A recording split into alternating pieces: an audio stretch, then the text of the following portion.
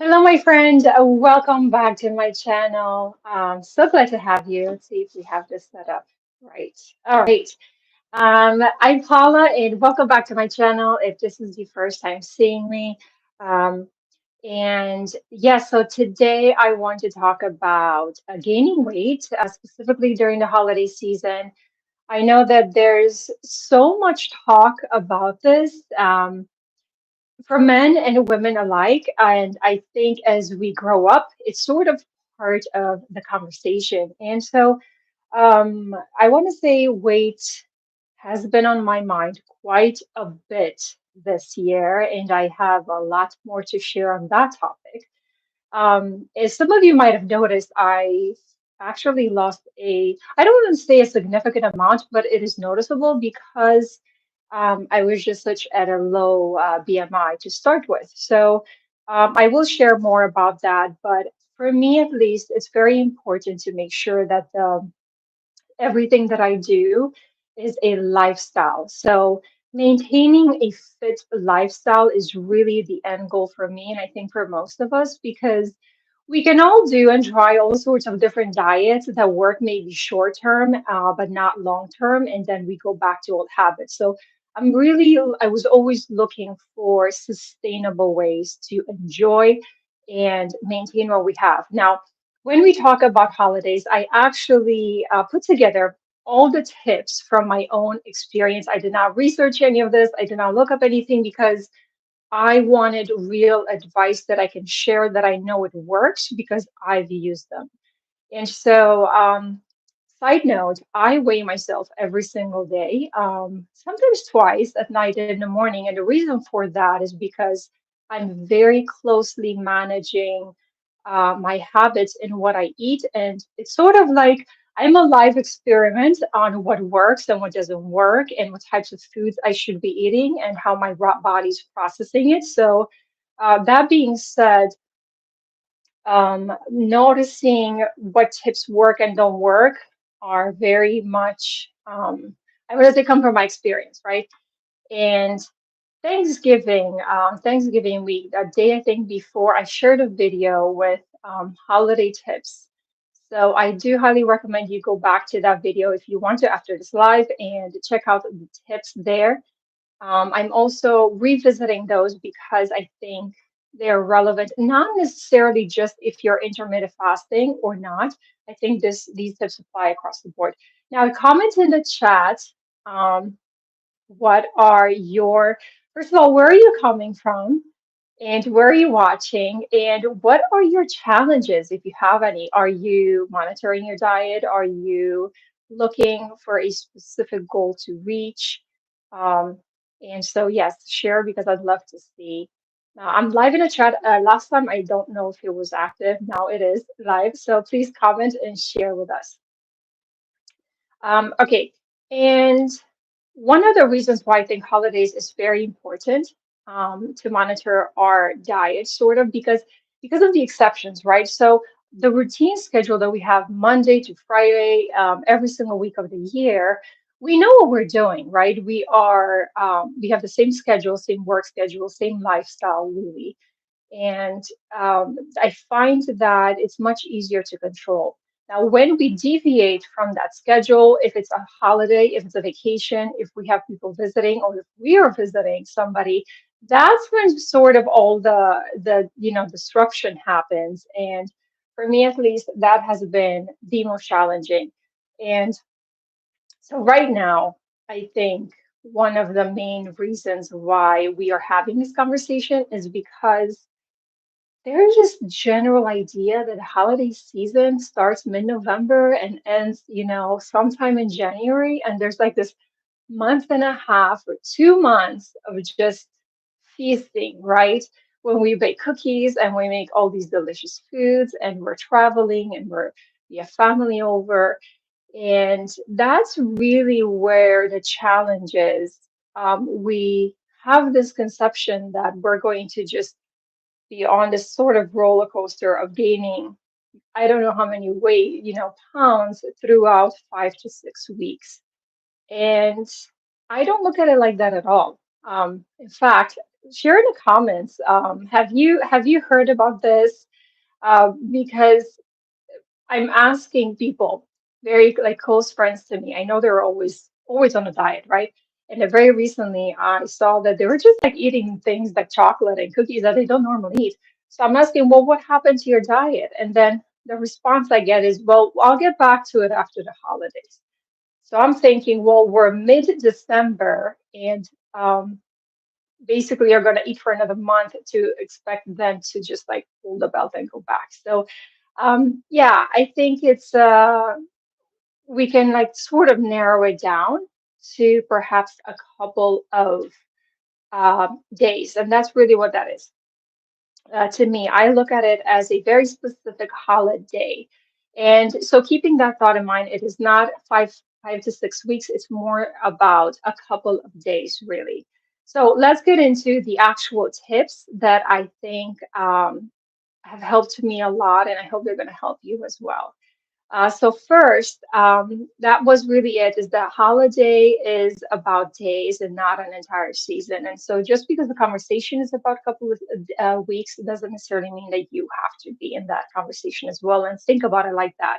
I think about it as Thanksgiving is one day, Christmas Eve or Christmas Day is one day, and maybe New Year's Eve is another day. And so that's really about 3 days, not 5 to 6 weeks.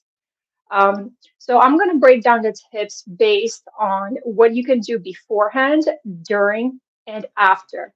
Now, beforehand, before you have an event, if it's a holiday or vacation, now very specifically, we're talking about the Christmas break. Beforehand, there are a couple of things that I like to do that are very helpful. First is the gym.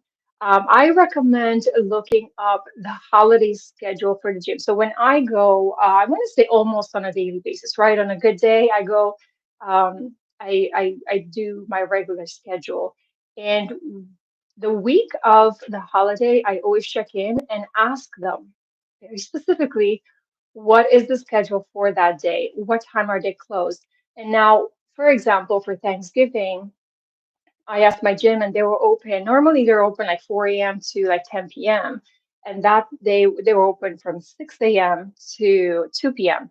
So I made it to a point first thing when I woke up that day to go to the gym. And let me tell you, I thought that nobody's going to be there. And to my surprise, I think half the parking lot was full, and I was so proud. And I honestly wanted to just high five every single person there. Good job, like on Thanksgiving Day, you wake up and you go gym at 6 a.m. So good for you. That was really, really a nice, pleasant surprise. Um, Yes, exactly. Hi Malik.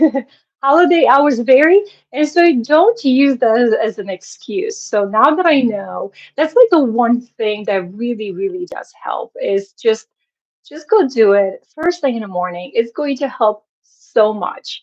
And at least for me, that really helped just not just physically, but mentally as well. I felt so much better for the day that I'm like, you know what? I got my workout done out of the way. So yeah, that's a win for the day. Um, yes. Um, Second tip that I have before the holiday, again, is discipline, is to have that discipline days in advance. And, we made it into this sort of fun game with our kids that, if you know that there's a big event coming up for the day, I mean, for the week, a couple of days before, we sort of go into the schedule of not indulging in desserts. So I know this is very vague. This is a lot to a lot of people, but let's say every single day you have one square of chocolate. I'm just giving an example, right? Because I know right now, literally for Christmas, we have like these little chocolate candies. And so if you have that one every single day, and you know that you're going to have a feast coming up, then the couple of days beforehand, we just don't do it. And we come together as a family and we agree that we're not going to indulge and we're going to be really, really good about our diet a couple of days before so that the day of is sort of balances out. And so that was a little trick. And it's funny because you sort of get into this routine and you teach your kids that way. And So my daughter actually just came to me yesterday, and I brought her some chocolate. And she actually left it on the table, and I was asking her, why are you not eating it? And she says she's saving herself because she has a Christmas party the next day at school. And so that was such a nice moment to see that it worked, right? So we can be more disciplined and practice that sort of balanced approach. So I highly recommend that as well. Um, Let's see. Yes, early mornings. I love working out early mornings, Malik, as well. I think it's, if you have the time, it is such a good boost of energy. The next tip that I have is in advance to prepare a menu with healthy options. Now, if you're hosting, um, the whatever feast or meal that is, you have control over the menu. So you can make whatever it is that you want to do. Now, of course, you probably have some traditional meal or like dishes that you make and that people like and favorites. I always like ask every single person invited, like, what would you like to eat? What is the one thing that you would like to see on the menu? So then I sort of created this free menu. I highly recommend you do that. Go to Canva or any online sort of tool, and they already have templates made, and it's so cute. I have like a little menu made for Thanksgiving and for Christmas, and we put in like the appetizers, entree, and desserts, and really we narrow it down to a couple of things that everybody wants. So it's a good way to include everyone. At the same time, I want to say that I deviate from the norm of expectations of for example, this year, right, Thanksgiving is all about the mac and cheese. It's really, really fat and full of carbs. And so I have a lot more variations of vegetables, like fun variations, like, for example, zucchini patties. I love those. And I look for including more diversity of healthy foods that I like. I know everyone else will like. So just because you're expecting to see a lot of bread and a lot of carbs, I'm gonna pick on carbs because that's really my biggest. I would say no, no. Having that diversity of options is really helpful as well. So for you as a participant that you will eat these, not only you're feeding healthier options to your family and to your guests, but it helps you maintain your sort of routine daily schedule.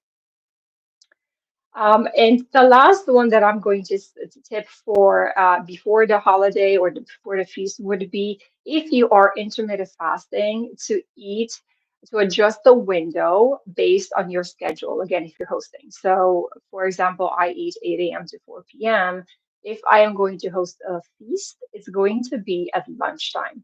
And I mean, I've been doing this for a really long time, and my family knows about this, and they've been very supportive. So they automatically, like, if we are invited, they ask us, what time would you prefer? So it's very kind gesture, I think.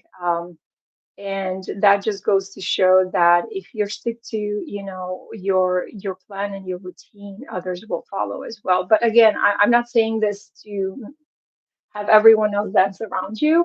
But if possible, and if you're hosting, bring it to a meal during the day, which will make it so much easier.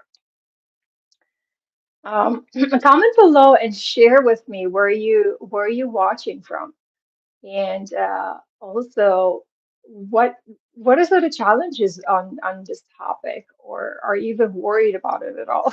Or am I just like overthinking it? Okay, more tips. Now let's go into the actual during what happens during the day of, let's say, right? I have this mindset that I've shifted. It sort of started from buffets. So if you go on a cruise, you're going to have a buffet of a lot of options. If you go to really the feast, have so many options.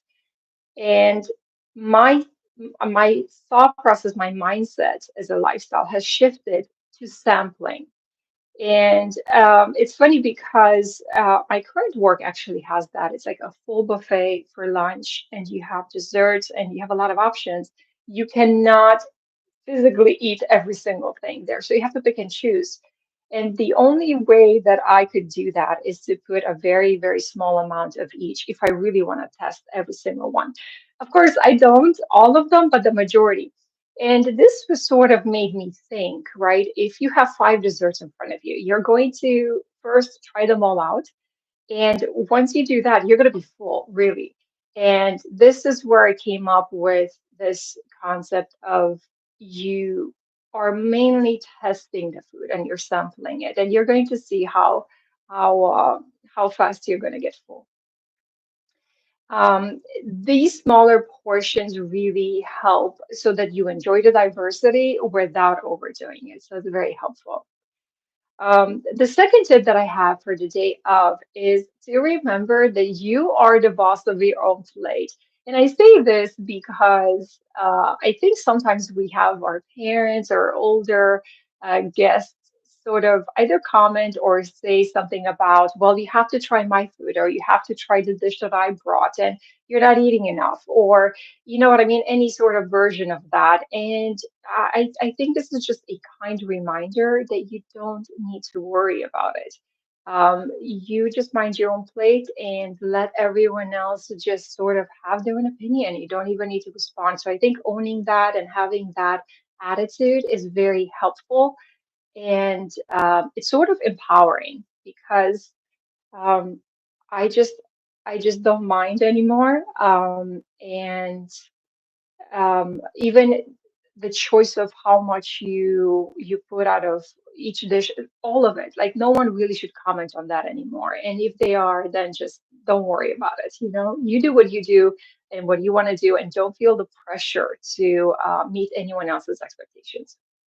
And honestly, you don't even need to explain yourself. You do not need to bring anyone else into, you know, explain the reasons of why you're eating, how you're eating, how much you're eating. It's just that's your own private, I feel, take in your own diet, and you don't really need to share that or explain yourself for that matter. The next tip that I have, and I know this is very, very boring, but it is to stay hydrated. I have seen the effect of not being hydrated for in quite different, ways. First of all, we know from a diet perspective, if you sometimes you might eat, and I read about this as well. Sometimes we feel like we're hungry just because we are dehydrated. So it's really important to have that replenishment at all times. And it really does help a lot to sort of, I'm not going to say drink a cup of water before you eat, but make sure that you're diluting whatever you eat so that it makes you feel better. And yes, ultimately it does take up some space in your tummy so that you're not going to overeat as easily. And then my next tip during the day, during a specific feast or meal during the holiday, is to place all your food all at once on your plate. And don't go for seconds, if possible. And the reason for that is because, first of all, once you put the sampling we talked about, right? Once you put everything on the plate, you can then assess, is this too much or not? Because a lot of times what I've noticed I do is I put whatever I wanted initially, I eat it, and then I want to either add more or look for other things to add that I haven't tried before. So ultimately, this adds a lot of extra. I think this leads to overeating and being overly full. And for me, at least, that was if I would have known that from the beginning, I probably would have been more picky about what I put on a plate. So, bottom line is just keep this rule in mind. Put everything you want to eat first time on your plate, and then you also don't need to finish, right? If you overpacked it, at least you tried what you wanted, but don't sit down at a table and then just keep grabbing additional things. If again, you're trying to be mindful about what you're eating. Um, Next step after that, which is really, really important, is to remove the plate from in front of you after you're done eating. Again, I know these sound like really detailed tips, but it does help. I think this was one of the first change that I have done, and that has significantly reduced my portion size, and then ultimately led to weight loss because we don't really, um, no one really tells us that over time we should reduce our portion sizes as we age. This is just sort of a step that I think we all need to make, men and women, and we fail to do it, and which leads into overeating. So a lot of times you're done eating, right? The plate is in front of you, and you're having this conversation like we're having right now, and then you just sit down and you're staring and you're talking and you're noticing that you're picking at the food. And even though you were full before, but just because it's in front of you. So I highly recommend just stopping, listening to your body, stop when you're full, remove it from in front of you, and then just have a nice conversation without picking at your food afterwards.